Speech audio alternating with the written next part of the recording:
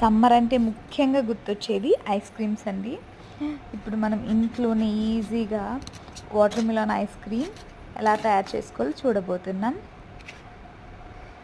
ఈ మధ్యన వీడియోస్లో ఐస్ క్రీమ్స్ కానీ ఫుడ్ కానీ ఎలా కల్తీ చేస్తున్నారో అవి చూపిస్తుంటేనే అవి బయటికి వెళ్ళి తినాలనిపించడం లేదు.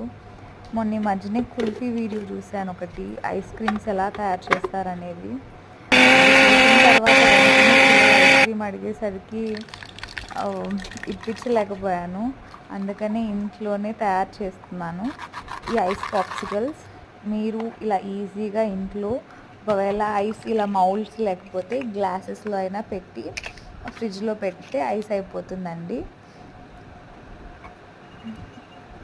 మీరు ట్రై చేయండి, పిల్లలు ఎంజాయ్ చేస్తారు. మీకు కనుక ఈ వీడియో నచ్చినట్లయితే ప్లీజ్ లైక్